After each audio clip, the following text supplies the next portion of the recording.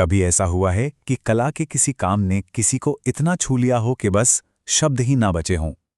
भारतीय सौंदर्य शास्त्र में इसी शक्तिशाली एहसास का एक नाम है।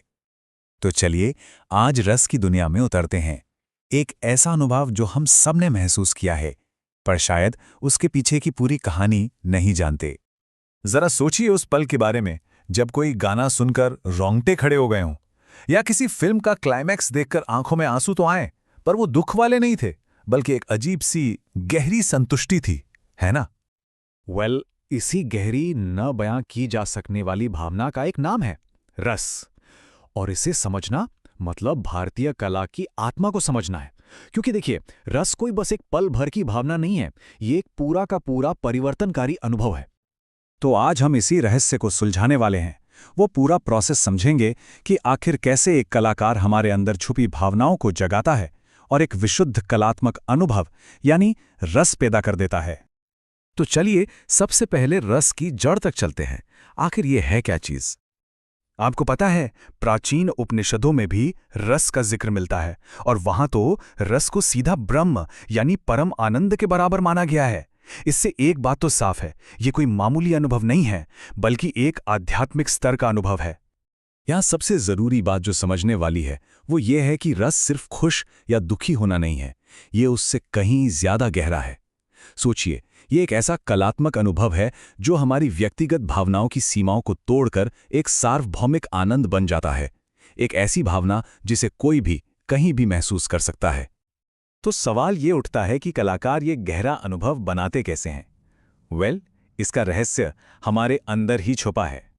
हम सबके अंदर कुछ स्थायी भावनाएं होती हैं, जिन्हें स्थायी भाव कहा जाता है। ये हमेशा से हमारे अंदर हैं, बिल्कुल जमीन में पड़े बीजों की तरह। ये सुप्त अवस्था में होते हैं, मतलब सोई हुई हालत में, और बस सही मौके का इंतजार कर रहे होते हैं कि कब उन्हें जगाया जाए। तो इन भावनात्मक बीजों को जगाने के लिए, उन्हें अंकुरित करने के लिए किस चिंगारी की जरूरत पड़ती है? तो किसी भी सोई हुई भावना को जगाने के लिए दो तरह के उत्प्रेरक चाहिए होते हैं। पहला है आलंबन, मतलब वो व्यक्ति या वस्तु जो उस भावना का केंद्र है, और दूसरा है उद्दीपन, यानी वो माहौल, वो परिस्थितियां जो उस भावना को और भड़का देती हैं, उसे बढ़ा देती हैं। जैसे एक उदास गीत या फिर एक तूफानी रात। ठीक है, तो भावना जाग तो गई, पर अब उसे बाहर आने का रास्ता भी तो चाहिए। तो ये प्रकट कैसे होती है? यह है पूरी रस की रेसिपी, इसकी कीमिया। एक बाहरी कारण जिसे हमने कहा विभाव, वो हमारे अंदर की गहरी भावना यानी स्थायी भाव को जगाता है। ये भावना हमारे शरीर में एक प्रतिक्रिया के तौर पर दिखती है, जिसे अनुभव कहते हैं, जैसे आंसू आना या रोंगटे खड़े हो जाना। फिर आती हैं कुछ क्षणिक भावनाएं, संचारी भाव, जो इसे और सहारा देती हैं। और जब ये सब कुछ मिलता है, तब जाकर बनता है रस का वो दिव्य अनुभव। चलिए इस पूरे प्रोसेस को एक बहुत ही प्रसिद्ध कहानी से समझते हैं। ये कहानी है आदि कवि वाल्मीकि की। तो सीन कुछ ऐसा है, ऋषि वाल्मीकि तमसा नदी के किनारे हैं, माहौल एकदम शांत है, और वो प्यार में डूबे सारस के एक जोड़े को देख रहे हैं। और तभी अचानक एक शिकारी का तीर आता है और नर पक्षी को लग जाता है। उसकी वही मौत हो जाती है। वो पूरी शांति एक झटके में भंग हो जाती है। अपने साथी को खो देने के बाद मादा सारस दर्द में विलाप कर रही है, और उसे देखकर ऋषि वाल्मीकि के अंदर जो शोक का स्थायी भाव था, वो पूरी ताकत से जाग जाता है। वो उस पक्षी के दर्द से व्यक्तिगत रूप से जुड़ जाते हैं।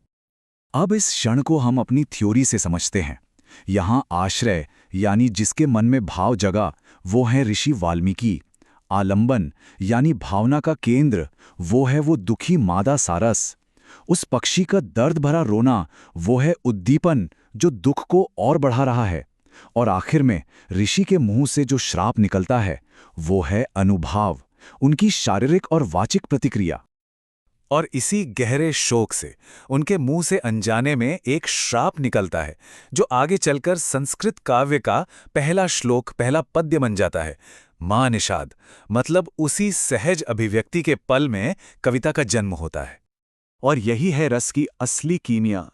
ऋषि का जो व्यक्तिगत दुख था, वो एक सार्वभौमिक कला में बदल गया। उनका शोक अब सिर्फ उनका नहीं रहा, वो करुण रस बनकर अमर हो गया, जिसे कोई भी कभी भी महसूस कर सकता है। तो वाल्मीकि ने शोक से करुण रस बनाया।